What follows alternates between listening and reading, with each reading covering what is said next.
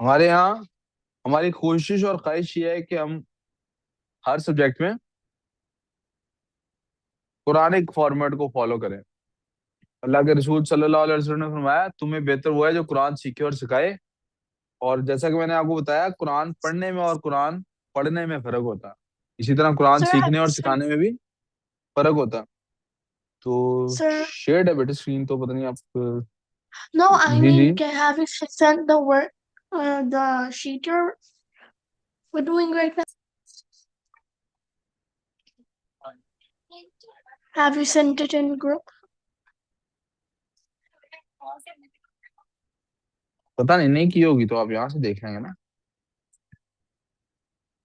सुन लें अभी। अल्लाह के रसूल सल्लल्लाहु अलैहि वसल्लम ने फरमाया, तुम्हें बेहतर वो है जो कुरान सीखे और तो मेरी ख्वाहिश ये है कि मैं दुनिया में सबसे बेहतर उस्ताद कंसिडर होना शुरू हो जाऊं, बन जाऊं। अगर नहीं हो तो फिर मैंने उसका तरीकाकार क्या सोचा, क्यों ना कुरान के मॉडल को फॉलो कर लीजिए। मैं हर चीज को उस मॉडल पे लाने की कोशिश करता हूँ। मैंने कुरान से ये सीखा है कि जब भी किसी आयत में कोई ऐसी टर्मिनोलॉजी आती है दैट रिक्वायर्स एक्सप्लेनेशन, तो वो आगे जाने से पहले उसको एक्सप्लेन करना शुरू कर देता हूँ। तो मैं भी सब सब्जेक्ट्स में, जो भी सब्जेक्ट्स में पढ़ाता हूँ, तो मैं ये नहीं देखता बुक्स कैसे चलती हैं, मैं ये नहीं देखता बाकी लोग उसको कैसे पढ़ाते हैं। मैं एक तरफ से बात शुरू करता हूँ और फिर बात निकालते हुए आगे लेके जाता हूँ।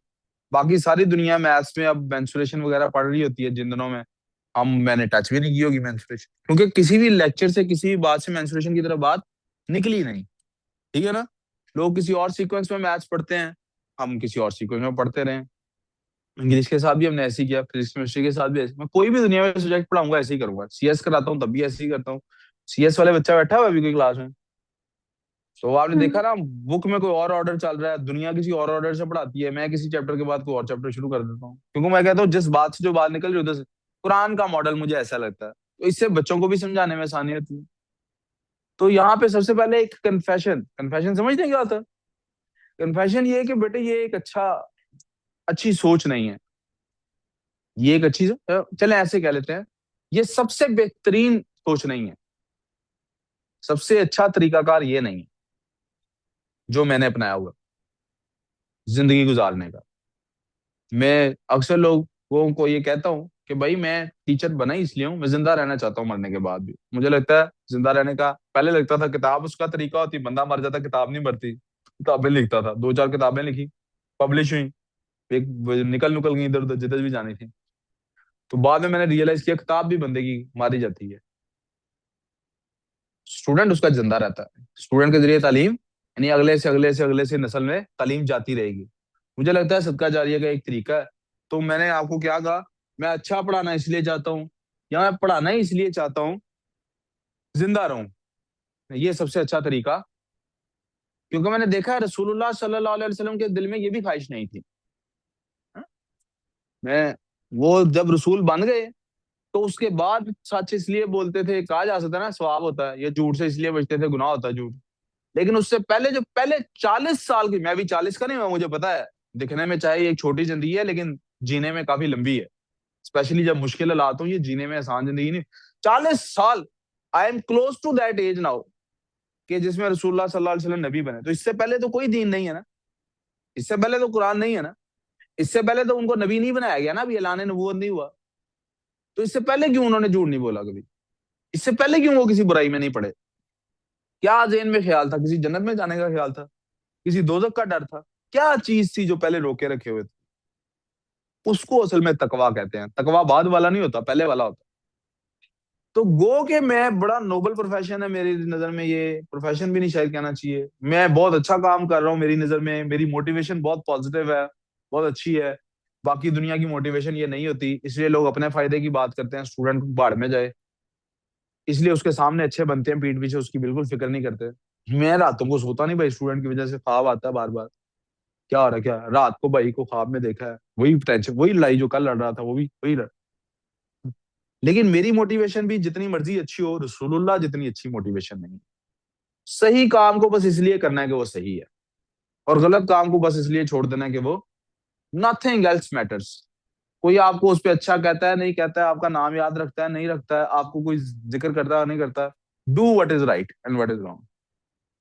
तो कुरान के मॉडल को फॉलो करने की दोबारा वापसी पे पहले इसलिए फॉलो कर रहा था कि wanted to be considered as the best teacher, अब इसलिए फॉलो कर रहा हूँ, यही बेहतरीन तरीका। तो पीछे से मोटिवेशन अपनी और बेहतर करने की कोशिश कर रहा हूँ, doing it just because it is the right way to do it. तो लास्ट टाइम डिस्कशन हुई थी परसुएसिव टेक्निक्स, कोई चीज होती है।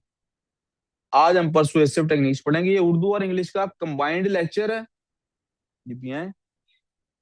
तो और इसके अंदर हम परसुएसिव टेक्निक्स के अंदर जो चीजें पढ़ेंगे ये हर राइटअप में इस्तेमाल होंगी, हर राइटअप के अंदर इस्तेमाल होंगे, ठीक है।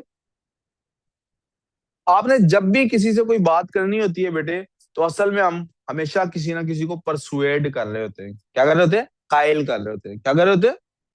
मिसाल के तौर पे आपने लास्ट बात अपने किसी भी दोस्त से क्या की है? कोई भी बात आपको याद हो, आखिरी किससे बात कर रहे थे अभी थोड़ी देर पहले, क्लास से पहले किससे बात, क्या बात की थी आपने? कोई भी बात होगी, हाँ। आपने कहा इधर आके बैठो आपके पास, तो आप उसको कन्विंस कर रहे थे ना किसी चीज से।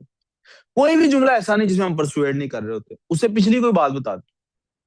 कोई भी बात को सोचे, आप हमेशा किसी ना किसी को किसी ना किसी बात पर कायल कर रहे होते हैं। क्या उससे कुछ करने को कह रहे होते? नहीं नहीं, जरूरी नहीं आप उसको कुछ करने को कह रहे हो, वैसे ही कायल कर रहे होते हैं। मिसाल के तौर पे आप किसी को अगर बताते हैं कि मैंने नई बेंटली ली है, एक गाड़ी का मॉडल है, या मैंने नई पैंट ली है,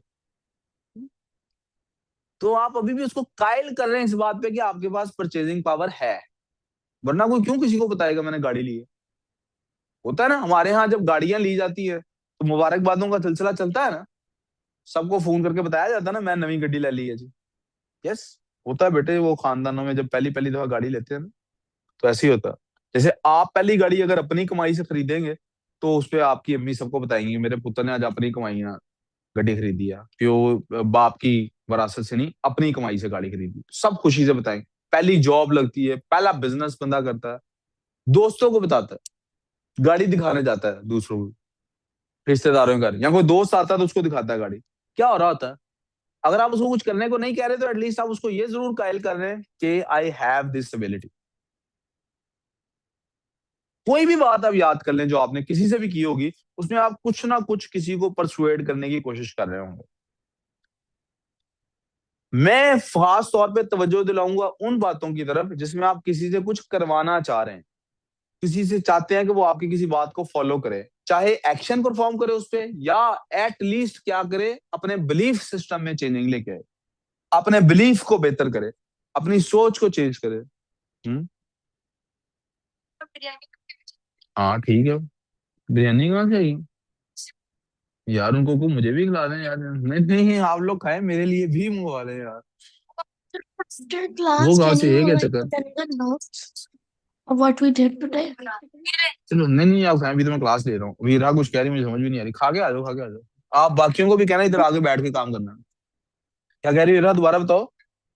So after class, can you send the notes हाँ of हाँ, आई what will I we will. did today in English? Hmm. And if you can send the sheet, that would be good. Sometimes, जैसे मैं एक आखिरी example देता हूँ कि आप लोग देखते हैं क्लास में, हम कोशिश करते हैं कि हम ऐसी बात करें क्लास में या दोस्तों में जब बाहर खेल रहे होते हैं कि सब लोग उस बात पे हंस पड़े। तो मैं तंजन ये कह देता होता हूँ कि हम ये साबित करना चाह रहे होते हैं उस टाइम पे कि हमसे बड़ा मरासी कोई नहीं, लेकिन असल में आप ये साबित करने की कोशिश कायल कर रहे होते हैं लोगों को कि yes I am funny and I should be your friend, you should adore me. गाड़ी जैसे मिसाल स्किडिंग करते हैं गाड़ी की ना, क्यों करते हैं उसमें? आप यकीन कीजिए कभी भी कोई भी शख्स जब बिल्कुल तने तनहा होता है, कोई उसको नहीं देख रहा होता और वो वीडियो भी नहीं बना सक रहा होता, तब नहीं वो ये काम करता अनलेस वो प्रैक्टिस करने के लिए कर रहा हो।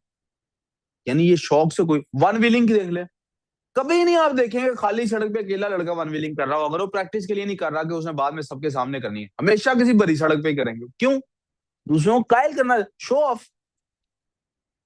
अपनी शख्सियत को इंप्रूव करने के लिए आप ये रियलाइज कर लें कि आप कितना शो ऑफ करते हैं। रात रोजाना सोचा करें मैंने आज क्या क्या काम किया है दूसरों को खुश करने के लिए, और फिर सोचे ला इलाहा इल्लल्लाह का मतलब मैंने तो अल्लाह को खुश करना था। तो अपने हर उस काम पे तौबा करके अगले दिन कोशिश करें कि उन कामों को किस लिए करें कि अल्लाह राजी हो। आर वी क्लियर सो फार? जैसे आप स्पोर्ट्स खेलते हैं, वो खेलते क्यों है स्पोर्ट्स? एंजॉय करने के लिए। तो अगर एंजॉय करने के लिए खेल रहे हैं तो इससे क्या फर्क पड़ता है आप जीत रहे हैं क्या हार रहे हैं? अगर आप एंजॉय करने के लिए सिर्फ खेल रहे हैं, व्हाई डज इट मैटर कि आप जीत रहे हैं क्या हार रहे हैं? इसका मतलब आप सिर्फ एंजॉय करने के लिए नहीं, आप एंजॉय किस चीज को करते हैं, इस बात को साबित करने को कि मैं तुमसे अच्छा प्लेयर हूं। यानी आप कहीं ना कहीं कुछ कायल करने की कोशिश कर रहे होते हैं। तो in life we are always trying to persuade people, हमेशा क्या करने की कोशिश कर रहे होते हैं? गाना गाने वाला गाना इसी तरह गाता है। कोई भी बंदा प्योरली इसलिए नहीं गाने गाता कि उसको गाना गाना अच्छा लगता है, वरना वो गाना किसी को क्यों सुनाएगा कभी। यहां तक कि हमारे यहाँ नात पढ़ना और तलावत करना भी इसलिए होता है, लोगों को बताया जाए कि ऐसे किड्डे प्लेयर है, वरना वो तने तनहा क्यों नहीं अच्छी किडर के साथ कर रहा होता, सिवाय प्रैक्टिस के। प्रैक्टिस के लिए कर रहा है तो तब भी प्रैक्टिस किस काम के लिए कर रहा होता है? दूसरों के सामने अच्छा पड़ेगा। वरना शौकिया क्यों नहीं है काम, आप मेरी बात समझ रहे हैं? जब मतलब शौक से काम करता है ना, फिर वो दूसरों के सामने, मुझे इसलिए पता कि वो कुछ चीजें ऐसी हैं, मैं सिर्फ इसलिए कि उनको करता हूँ क्योंकि आई एंजॉय डूइंग देम। और वो मैं सिर्फ तभी कर रहा होता हूँ जब कोई नहीं देख रहा होता, ना मैं वीडियो बना रहा होता हूँ जब, ना मैंने कभी उनको किसी को बताने की जरूरत महसूस की, ना कभी तस्करा किया। जेन में ख्याल ही नहीं आया कि इनका किसी, ऐसा नहीं कि इंटेंशनली रोक रहा हूँ कि किसी को बतानी नहीं है, जेन में ख्याल ही नहीं कभी आया, अभी ख्याल आ रहा है हाँ यार ये कुछ चीजें ऐसी हैं, मैं जब भी यहाँ से अकेला गाड़ी पे किसी दूसरे शहर जाता हूँ, 4-5 घंटे की ड्राइव होती है, तो मैं रास्ते में क्या कर रहा होता हूँ, तो मुझे कोई नहीं देख रहा होता, वीडियो नहीं बना रहा होता, अच्छा उस टाइम पे ये काम है for the sake of enjoyment करना, चाहे वो गाने सुनना ही हो, मैं बता अभी भी नहीं रहा कि वो क्या चीज है, लेकिन वट एवर दैट इज। आप मेरी बात समझ रहे हैं? इसका मतलब परसुएशन बहुत लाजमी हिस्सा। अब सोचें परसुएड हम करते, क्या हर बंदा हर बात पे दूसरों को कायल कर पाता है? नहीं ना। तो अगर किसी को ये पता लग जाए, जैसे क्रिकेट खेलते हैं ना, सब लोग अच्छा तो नहीं खेलते, सब लोग अच्छा क्रिकेट खेलते हैं क्या? नहीं, सब नहीं ना अच्छा खेलते, लेकिन कुछ लोग अच्छा खेलते हैं ना, और नेचुरली अच्छे हो गए होते हैं खेल खेल के। अगर उनकी टेक्निक को ऑब्जर्व किया जाए कि वो खेलते कैसे हैं, तो उसके एनालिसिस की बेसिस पे हम अगली नस्ल को बता सकते हैं यार ऐसे खेलोगे तो ज्यादा अच्छा खेलोगे। यस। तो ऐसे ही हमने अपने लिटरेचर को ना एनालाइज किया कि कौन सी टेक्निक्स हैं जो इस्तेमाल होती हैं किसी को कायल करने में, और उनको अगर आप सीख जाएं समझ जाएं तो आपको दो फायदे होंगे। फायदा नंबर 1, आपकी रीडेबिलिटी अच्छी हो जाएगी, अब वो पढ़ना आ जाएगा, आपको पता लग जाएगा कहाँ पे कौन सी बात किस लिए की जा रही है, इसमें वजन क्या है। ठीक है, आपने मुझे याद कराना सर, इसके बाद आपने हमें लॉजिकल फैलेसीज पढ़ानी है। तो आपको लोगों का, लोग बेवकूफ बनाना कम हो जाएंगे, आप आसानी से लोग आपको बेवकूफ नहीं बना पाएंगे। आपको फौरन उनकी बात सुन के पता लग जाएगा ये क्या बकवास कर रहे हैं, कहाँ कर रहे हैं, कैसे कर रहे हैं। ठीक है, अच्छा जी आगे चलते हैं। फिर उसके बाद और दूसरा फायदा क्या होगा, आपको लोगों को कायल करना आसान, और कुछ नहीं तो अपने जैसे आपकी नस्ल है ना, अपने वालिदैन की बात नहीं मानती, यार ये फोन आ रहा है मेरा, रेहान शमास के घर से आ रहा था, इसके फोन चुन करके पूछ रहा हूँ, क्लास ले रहा हूँ। तो एक दूसरा, जैसे आप है ना, आप अपने वालिदैन की अपने बड़ों की बात नहीं मानते क्योंकि उन्हें उन टेक्निक्स का नहीं पता ना, तो आपको ये टेक्निक्स सिखा देता हूँ, आप अपनी अगली नस्ल को जरा ठीक रखिएगा। क्या 7 टेक्निक्स हैं? सबसे पहले एरिस्टोटल वाली बताऊंगा। एरिस्टोटल कहता है 3 टेक्निक्स हैं, उस जमाने में उसने कितनी डिस्कवर की थी, ये कुरान से भी 500-700 साल पुरानी बात है। उसने उनके नाम रखे थे एथोस, पैथोस और लोगोस। क्या कहता है ये?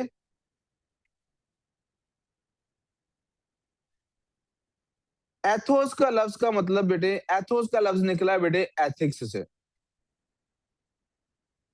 कहता है आपने कभी भी किसी को कायल करना है ना किसी बात पे, एक अखलाकियात नाम की कोई चीज डेवलप कीजिए और उसे बताइए कि तुम्हारा काम अगर किसी, देखिए हम सबके जहन में ना एक अखलाकियात का स्टैंडर्ड होता है, सही हो या गलत हो कोई स्टैंडर्ड होता है। मिसाल के तौर पे आप अमेरिका में चले जाएं तो आपका वालिदैन के साथ रहना बुरा समझा जाता है, और यहाँ एशिया में आ जाए, सिर्फ पाकिस्तान की बात नहीं, पूरे एशिया की बात है, आप वालिदैन से अलग रहें तो बुरा समझा जाता है। चाइना में भी ऐसी है, ये सिर्फ इस्लाम का कोई कॉन्सेप्ट नहीं है इसके अंदर।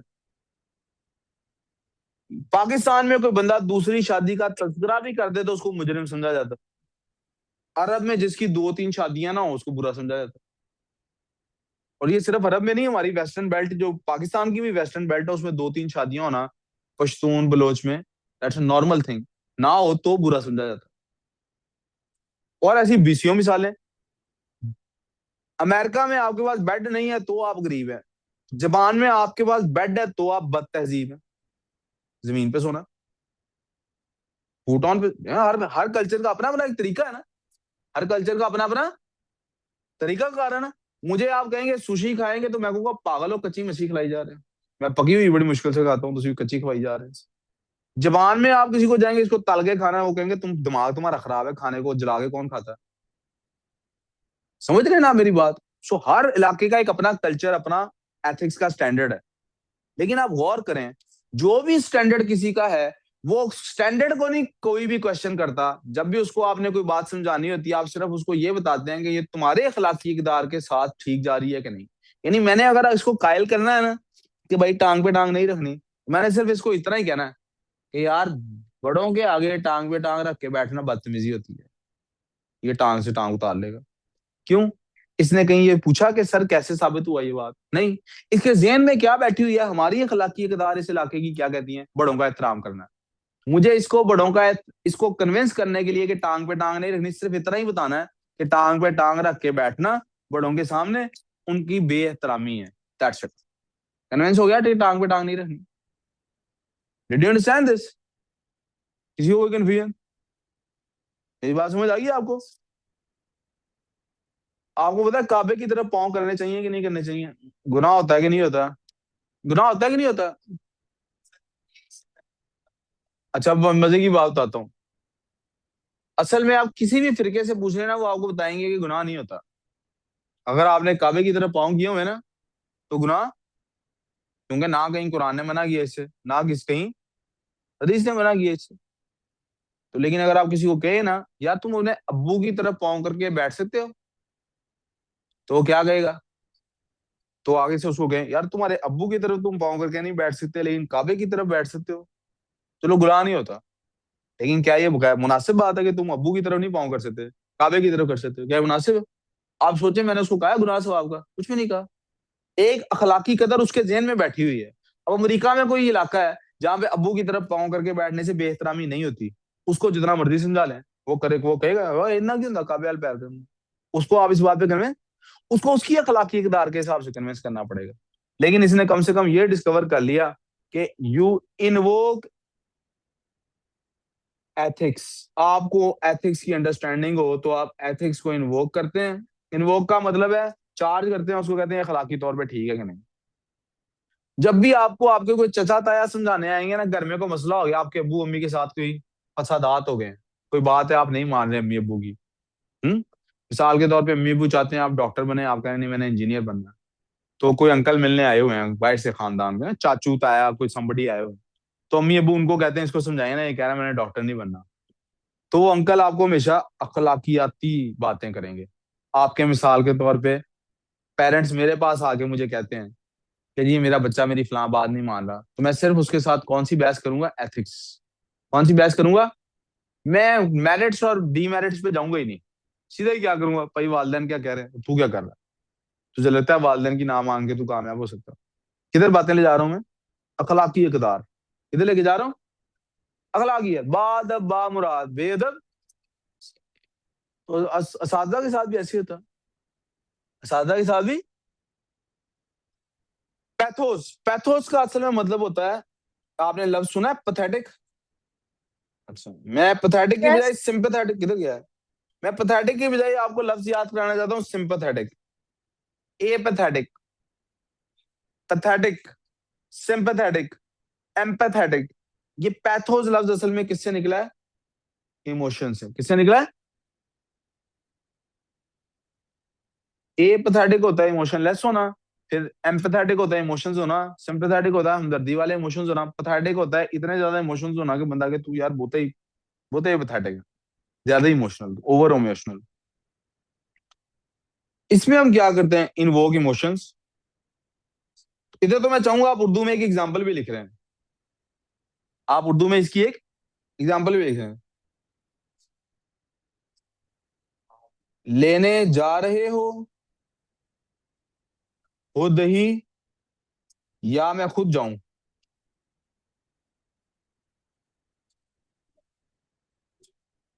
अम्मी।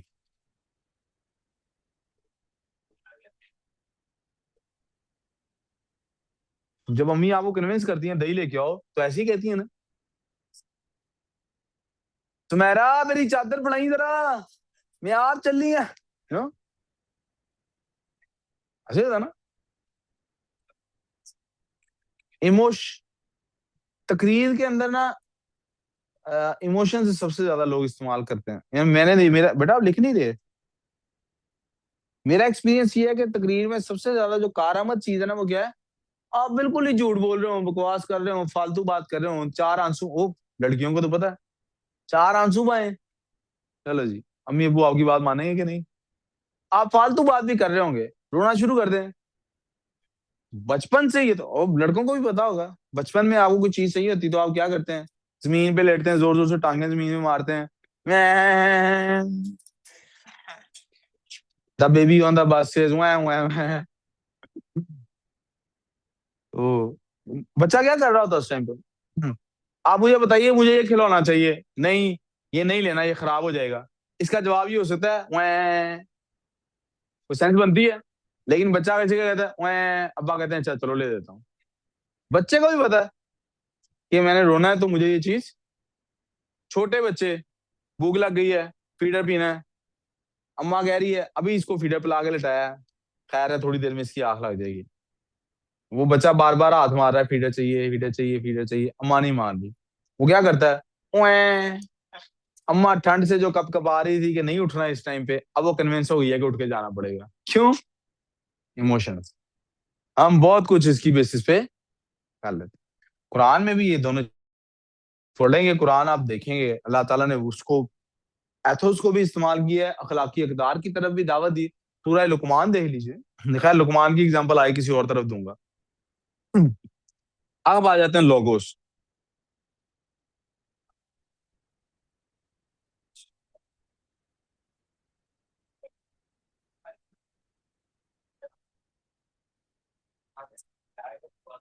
जब आप किसी से रीजनिंग करते हैं, बेटा काम पे ध्यान, इधर इधर तवज्जो छोड़े, अपनी फालतू की बातें आपकी सारी, काम पे ध्यान दे सिर्फ।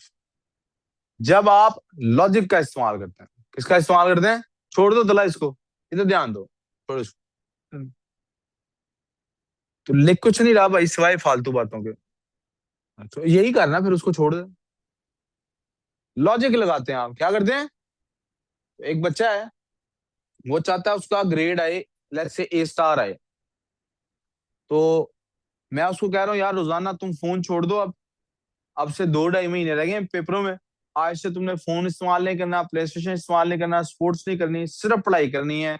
और वक्फे ब्रेक के लिए तुम क्या किया करो, बीच में थोड़ी सी एक्सरसाइज कर लिया करो आधे घंटे के दिन में, वरना तुमने सिर्फ क्या करना है अब, किसी शादी पे नहीं जानी, किसी बर्थडे पे नहीं जाना। वो कहता है कि नहीं ऐसा मैं नहीं करूंगा। तो मैं आगे से उसको कहता हूँ यार तुम चाहते हो ग्रेड आए तुम्हारा, लेकिन तुमने पढ़ना भी नहीं है, क्या इसकी कोई सेंस बनती है? वो आगे से क्या कहेगा?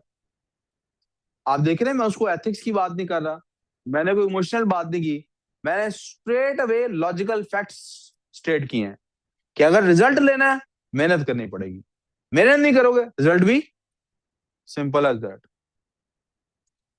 मेहनत करोगे तो इंशाल्लाह कामयाब हो जाओगे, नहीं मेहनत करोगे कि मेरे दादे को भी पढ़ लेंगे तो फिर नहीं रिजल्ट आता। लॉजिकल बात है ना इसमें कोई, लेकिन ये भी एक तरीका होता है कि नहीं कन्विंस करने का। क्योंकि कभी कभी क्या होता है हम लोग ना अपने दिमाग को म्यूट कर लेते हैं, हमें बार बार अखलाकी तौर पे कोई बात करे ना, तो हम कहते हैं इसकी यार की ये दिमाग ही खाई जाता है, दिमाग चूस लेता है ये हमारा, इसके बाद नहीं बैठना, चलो जी।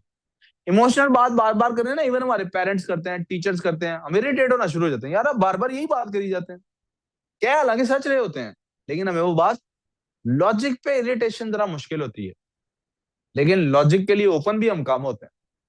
तो इससे मैं क्या साबित करना चाह रहा हूं, तीनों टेक्निक्स काबिल इस्तेमाल है, इकट्ठी भी इस्तेमाल की जा सकती हैं, लेकिन हर टाइम तीनों टेक्निक्स काम। एग्जाम्पल के तौर पे आप बैटिंग कर रहे हैं, बाउंड्री के किस तरफ आप छक्का मार सकते हैं, क्या कवर पे छक्का मार सकते हैं आप? मार सकते हैं। क्यों क्यों नहीं मार सकते कवर पे छक्का? है, मार सकते हैं। क्या आप ऑफ साइड पे छक्का मार सकते हैं? लेग साइड पे मार सकते हैं छक्का? क्या आप ऑन साइड पे छक्का मार सकते हैं? क्या आप कट शॉट में छक्का मार सकते हैं? हर जगह छक्का मार सकते हैं।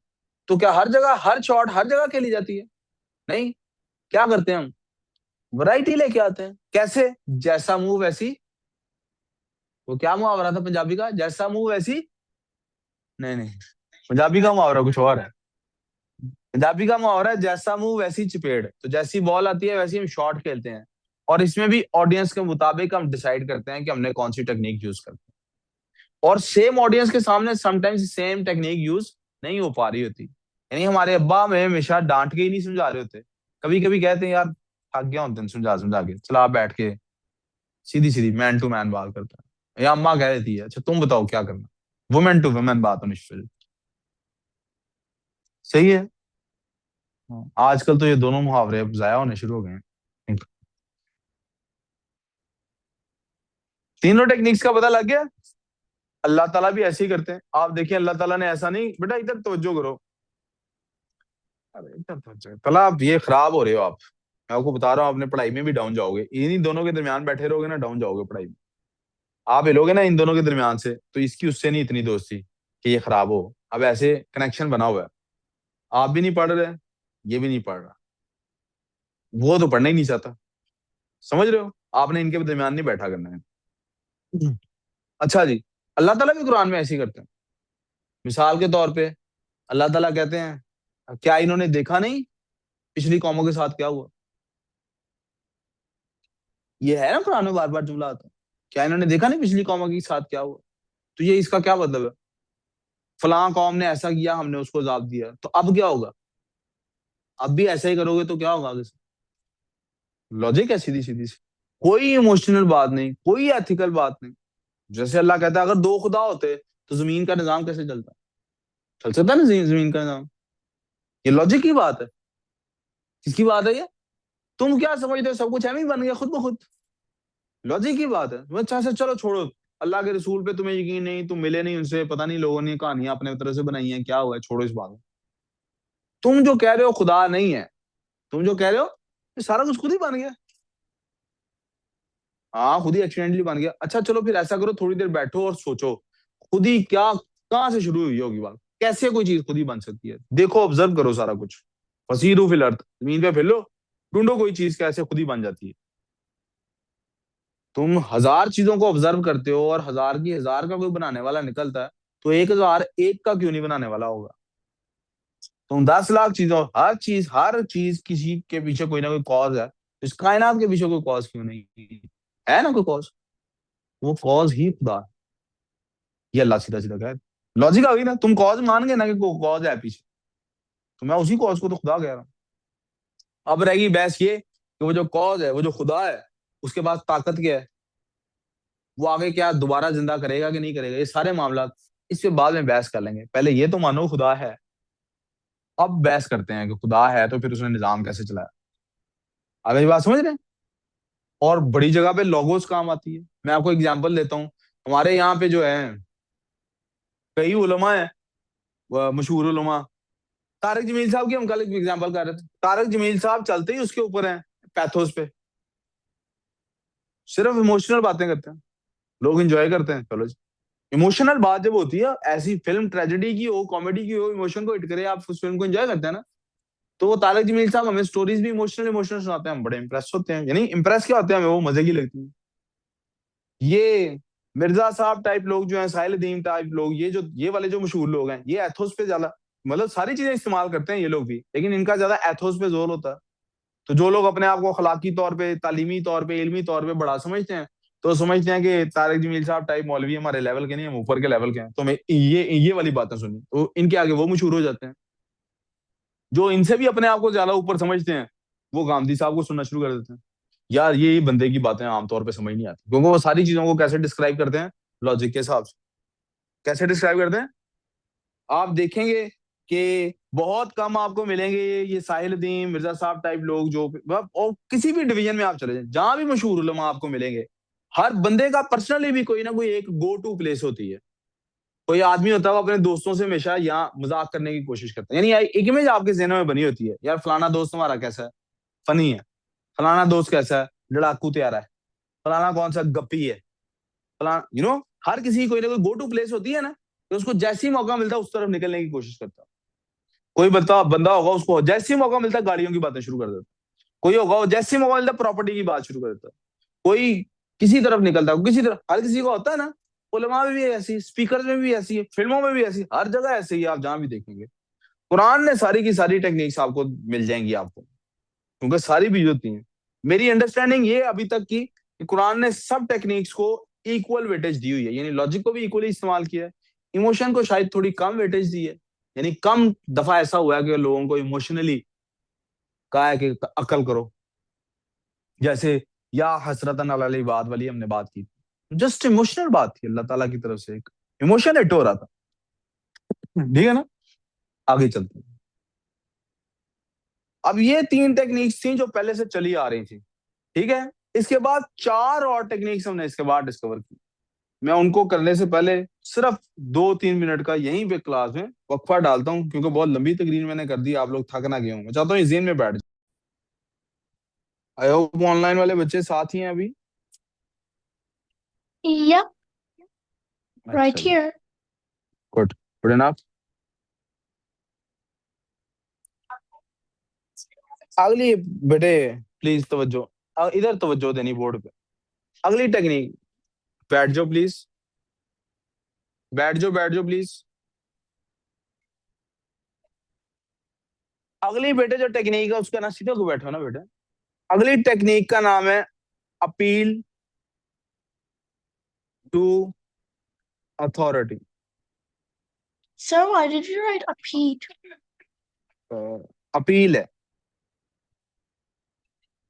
अपील टू अथॉरिटी है बेटे, दो तरह की अपील आ जाती हैं, एक कोई फेमस पर्सनैलिटी और दूसरा कोई फेमस बुक। यहाँ बुक के साथ मैं कोटेशन भी लिख सकता हूँ। और ये जो हम अपील करते हैं बेटे, ये अपील हमारी प्रोवर्ब्स पे भी होती है। मिसाल के तौर पे मैंने आपको कह दिया कि अल्लामा इकबाल का शेर है, हम जिंदा हो जावेद का मातम नहीं करते, एक मिसरा है अल्लामा इकबाल का ना। अब वो इतना ही काफी होता है लोगों के लिए, ये बताने के लिए कि हमें जिसको जिंदा समझते हैं उसका मातम करना है कि नहीं। क्यों, अल्लामा इकबाल ने कहा। या अक्सर ऐसा होता है, कोई बात आपको ये कह के बता दी जाए ये हदीस में लिखी हुई जी, सही बुखारी में लिखी हुई है, कोई बंदा उस पर सोचता है आगे, नहीं सोचता ना। कुरान में लिखी हुई तो उस पर नहीं सोचता, तो मैं समझ सकता हूँ, हालांकि उस पर भी सोचना चाहिए, कुरान खुद कहता है तुम तदब्बर करो इसके ऊपर, फिर मानो इसको। क्या सोचना चाहिए कि क्या अल्लाह ने यही कहा है जो ये मुझे समझा रहा है। मुझे तो डायरेक्ट अरबी नहीं आती, तो मैं अरबी सीखूं। और हदीस पे तो, और बदरजा उला फिर हदीस पे तदब्बर होना चाहिए। फिर क्या हुआ, सही बुखारी में लिख दिए, इमाम बुखारी भी इंसान है, गलती नहीं कर सकता। जैसे हमने एक हदीस की बहुत वाज़ेह एग्जांपल बार बार कोट कर ली। क्या, एक रवायत है जिसमें लिखा हुआ है आप सल्लल्लाहु अलैहि वसल्लम पहली वही के बाद घबरा गए, कह रहा है एक कांप रहे थे। तो हमने कहा कुरान तो कह रहा है ऐसा नहीं हुआ, कुरान तो कह रहा है ऐसा, ना डरे ना घबराए। दोनों एक दूसरे के अगेंस्ट आ गए, किसको मानना चाहिए, कुरान को, हदीस को, यहाँ मानना चाहिए। लेकिन चूंकि सही बुखारी में आगे देखा कैसी स्टोरी मशहूर हुई। अभी बात समझ रहे हैं। मैं एक और एग्जांपल दे देता हूँ, कंट्रोवर्शियल एग्जांपल है, थोड़ी सी दे देता हूँ, लेकिन चले मौका भी है, दस्तूर भी है। अब Controversial. कंट्रोवर्शियल एग्जांपल है, शब बरात है जी, क्यों मनानी है, वो पीर साहब ने कहा। और को वजह नो, बड़े मनाते आ रहे हैं। कोई किसी हदीस में कोई हल्का फुल्का सा दाएं बाएं से मिला के जुड़ा के कहीं जोड़ जोड़ के कोई रेफरेंस ढूंढने की कोशिश की, साबित करना है कि ये सच्ची बात। पाकिस्तान के अलावा वैसे कहीं मनाई भी नहीं जाती, पहले आई डोंट नो इफ होती है, मेरा पाकिस्तान के अलावा मैंने तो नहीं कभी सुना। नहीं, ना शबे मराज में मैंने कभी सुना ही नहीं कहीं और का, हो सकता है मनाई जाती हो। मैं जनरली एक बात है ना, कि चूंकि हमारे बड़े करते आए हैं, तो हमने किसी तरीके साबित करना है कि ये ठीक है। आप देख रहे हैं, हमने जो ऑलरेडी कुरान और सुन्नत में मौजूद है उसको पहली फौकियत नहीं देनी। पहली फौकियत किसको देनी, बड़े क्या करते आए हैं, तो उसके ऊपर इसको अपील टू अथॉरिटी है। किसी से को बात मनवानी हो, सिर्फ इतना ही कहें तेरे अब्बू ने ये कहा, डन एंड डस्टेड, खत्म होगी बात, उसको आगे सोचने की जरूरत ही नहीं, अब्बू से गलती होने का चांस ही नहीं है। यहाँ बंदा टीनेज में जब क्रॉस कर जाता है, फिर वो अब्बू और अम्मी की हर बात को गलत कहता है, लेकिन उससे पहले या उसके बाद में जो अब्बू ने कह दिया सच। अब मेरी बात समझ रहे हैं, अपील टू अथॉरिटी कितनी इंपॉर्टेंट होती है। बंदा भी इसमें है, कायद आजम ने ये कहा। अब देखे ना हमारे मुल्क में वो लोग जो ये साबित करना चाहते हैं कि इसको एक इस्लामिक स्टेट होना चाहिए, वो भी कायद आजम की तकरीर लेके आते हैं एक। और जो कहते हैं नहीं इसको एक सेकुलर स्टेट होना चाहिए, वो भी कायद आजम की तकरीर लेके आते हैं। जनरली नहीं बहस करते कि होना क्या चाहिए।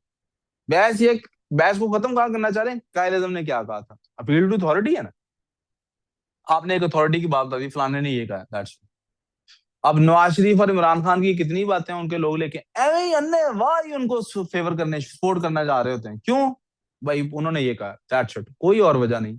बेशक उसने इंतहाई बोगस बात की हो, फालतू बात की हो, सियासी लीडर है, उसने ये कह दिया, चलो जी करो डिफेंड। आगे बात समझे। सेम गोज फॉर ये मजहबी रहनुमा जो हमारे होते हैं, डॉक्टर तारुल कादरी, ये मौलाना फजलुर रहमान, और कौन था बड़ा पीछे मशहूर हुआ था जो सियासत में? हाँ, हाँ, वो बस उन्होंने क्या, वो क्या नाम था रिजवी साहब का जो, वो नथिंग एल्स, खादिम हुसैन। अब रिजवी साहब ने कह दिए तो वो कह दिए, और कोई लॉजिक, हालांकि भाई अगर अल्लाह एक है तो रसूल भी आखिरी रसूल रसूलुल्लाह मोहम्मद रसूलुल्लाह सल्लल्लाहु अलैहि वसल्लम खातमुन नबिय्यीन है। आप नहीं लेकिन ये मानते हैं, कहते हैं, मानते नहीं बहैसियत कौम, क्यों? क्योंकि जो फैसले उन्होंने कर दिए हैं, उनके फैसले करने के बावजूद हमने किसी ना किसी बड़े को रखा होता है वो वाले फैसले करने के लिए, और किसी को भी ना रखा हो तो अपनी ख्वाहिशात होती है, अपनी जाती ख्वाहिशात हमने पूरी साबित करने के लिए कि हमारी ख्वाहिश पे जो चल रहा है वो ठीक है, हम कहीं ना कहीं से बात लेके आते हैं, और बात लाने के लिए हम करते हैं अपील टू अथॉरिटी करते हैं। मैं अब आपकी आसानी के लिए, आपकी बेहतरी के लिए, आपकी तरबियत के लिए दोबारा एक बात रिपीट करने लगा हूं। प्लीज कम से कम कुरान और सुन्नत का इस्तेमाल दूसरों को नीचा दिखाने के लिए और खुद को सच्चा साबित करने के लिए मत कीजिए। जो जैसे इनमें बदबयान है चीजें, वैसे ही इनको लीजिए। इनको जब भी किसी को सुनाइए, इस्लाह करने के लिए सुनाइए, किसी को नीचा दिखाने के लिए इनको मत इस्तेमाल कीजिए। रसूलुल्लाह सल्लल्लाहु अलैहि वसल्लम ने कभी किसी को नीचा दिखाने के लिए इनका इस्तेमाल नहीं किया, बिल्कुल भी नहीं किया। वरना आप किसी को इस्लाह कर ही नहीं सकते।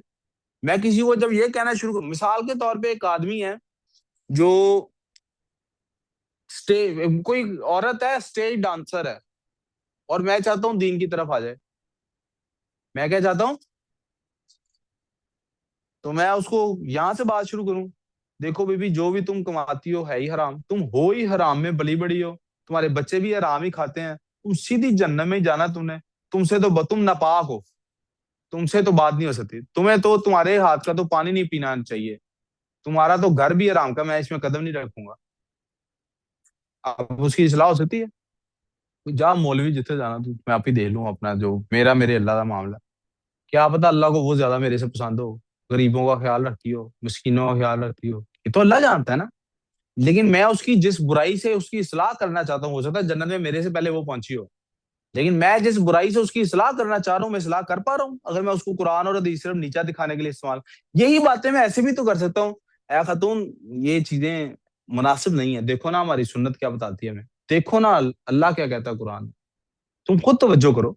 तुम्हारी बात तुम्हें लगता है कि फिर भी ठीक है, मैं भी तुम्हारी बात को फॉलो करना शुरू कर देता हूँ। देखो अल्लाह तो एक ही है ना, या मैं जो समझाऊं अल्लाह की बात वो ठीक है, जो तुम समझी हो वो ठीक है।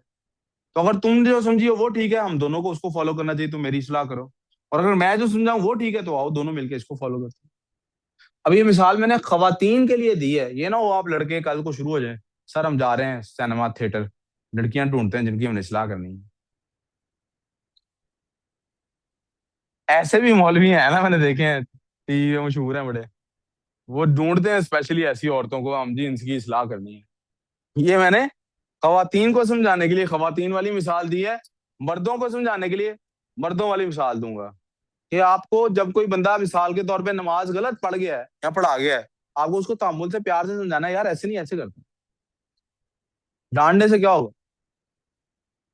तो एक तरीकाकार, हाँ मुझे पता है कभी सख्ती भी हो जाती है, बंदे से गलती हो जाती है, आप अपनी भी इस्लाह करते रहे, अगले की भी करती रहे, लेकिन मैं आपको इस सारे में से निकालना क्या चाहता हूँ, अपील टू अथॉरिटी कितनी स्ट्रांग है। आज के बाद आपको कोई भी बंदा कोई भी दलील दे कन्विंस करने के लिए, और किसी बड़े का नाम लेके दे, आपको सेंस होनी चाहिए कि मैंने इसकी बात सिर्फ इसलिए नहीं मान लेनी कि ये, यार सुन लो ना यार, मुझे फिर गुस्सा चढ़ता है, बोल ही क्यों रहा हूँ, नोट्स दे देता हूँ। आपको ये बात सिर्फ इसलिए नहीं मान लेनी किसी बड़े ने, किसी बड़ी किताब में लिखी हुई है, किसी बड़े बंदे ने की है। आपको उस बात के मेरिट्स को समझना है। मैं कह रहा हूँ कुरान, खुद कुरान में कहता है कि मेरी भी बात पहले समझो फिर चलो। ऐसी भी बातें हैं जिन पे कुरान कहता हो सकता है तुम्हें समझ ना आ रही हो, तो वो कहता है तुम किसी चीज में अपने आ रही है बेहतरी समझते हो, उसमें हो तुम्हारे लिए खराबी, तो अल्लाह ने मना कर दिया। जो तो डायरेक्ट सीधे सीधे हुक्म है उनके बारे में तो आप असलम तू होंगे, आप उसमें नहीं सोच विचार करेंगे। बाकी चीजों के बारे में अल्लाह जहां बार बार कहता है अफला तदब्बरून, तदब्बर करो, ततफक्करून, फिर तफक्कुर करो। एक और टेक्निक आज ही पढ़ेंगे, बाकी दो टेक्निक्स कर।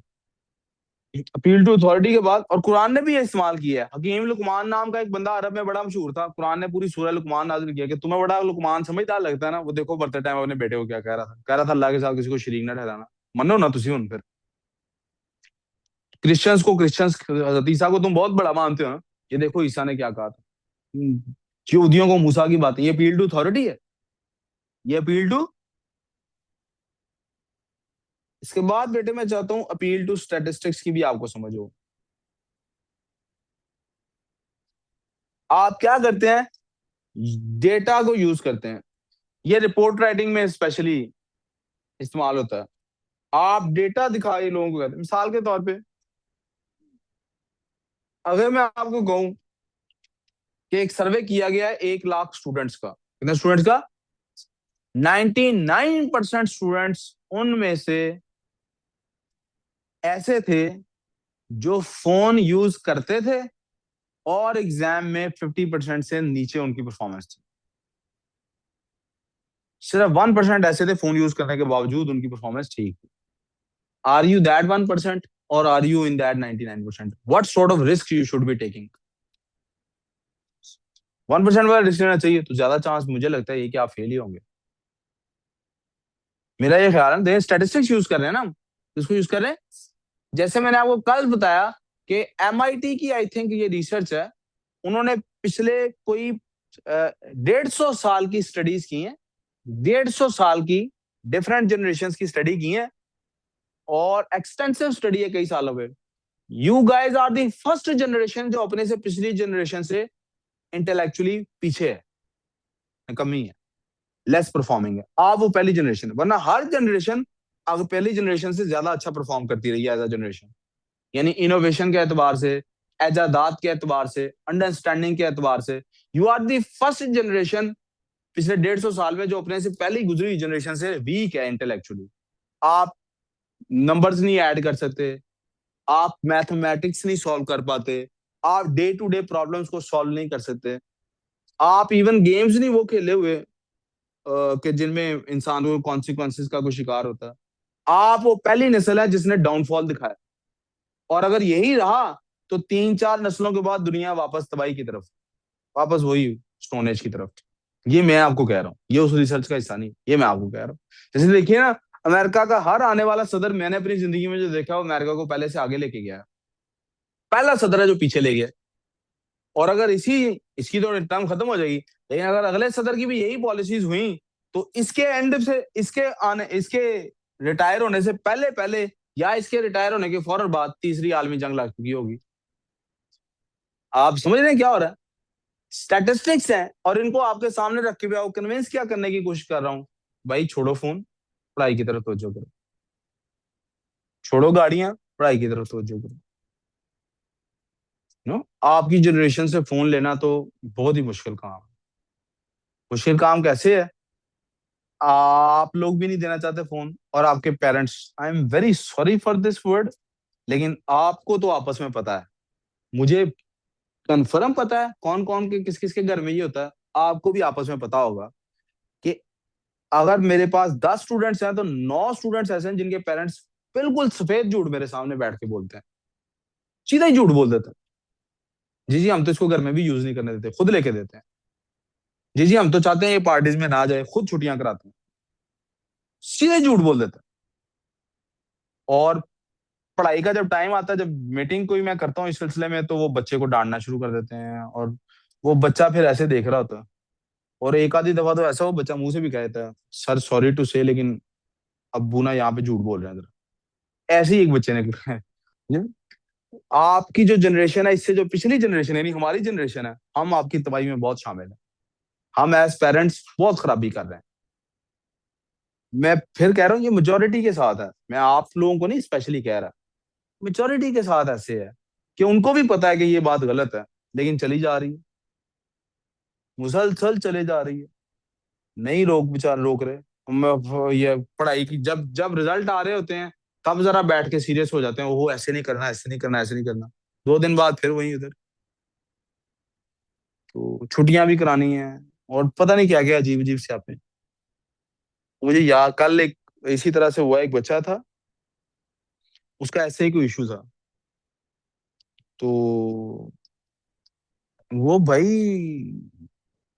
मतलब मैं अब आपको क्या ही बताऊं, सादा लफ्जों में ऐसे बता देता हूँ कि उसकी जो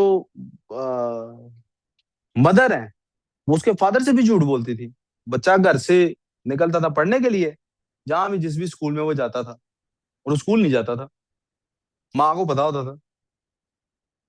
अब ये माँ फायदा कर रही है बोला बच्चे का, खुद छुट्टियां कराती थी, माँ फायदा तो नहीं कर रही। तो अब वो स्कूल में नहीं है, रिजल्ट खराब आ गया, अब्बा को भी पता था, आधी छुट्टियों का तो अब्बा को पता ही था। तो अब वो दोनों अब समझ रहे हैं क्या हो रहा है। पता है पेरेंट्स को दोनों को कि हम ये वाला जो लाड बच्चे का उठा रहे हैं ना, ये नाजायज है, ज्यादती है, खराब है, इससे बच्चा खराब होना है, लेकिन उठाई भी जा रहे हैं। मैं कभी कभी क्या होता है, हम आपको गुस्से से नहीं समझा सकते, अखलाकियात के एतबार से नहीं समझा सकते, हम स्टैटिस्टिक्स आपके सामने रख देते हैं। आखिरी इसकी मिसाल देके इस लेक्चर को यही क्लोज करते हैं। कोविड का जमाना जब था, आपको याद है कोविड के इश्यूज से, तो हमने लोगों को कन्विंस करना था अंदर रहें, याद है? तो हमने क्या खप डाली थी भला? खप ये डाली थी कि हर बंदे को ही कोविड हो जा रहा है। खप क्या डाली, शोर क्या डाली थी हमने, कि कितने लाखों करोड़ों को कोविड हो गया है। और फिर हमने बार बार स्टैटिस्टिक्स क्या दे रहे थे, बेटे अगर 1 करोड़ लोगों को कोविड हुआ था ना, तो उसमें से 1 लाख भी अगर मर जाते ना, तो 1% बनता था, कितना बनता था?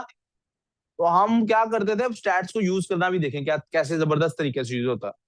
हम यहाँ पर ये कभी नहीं कहते थे 1% लोग मारे गए हैं। हम क्या कहते थे?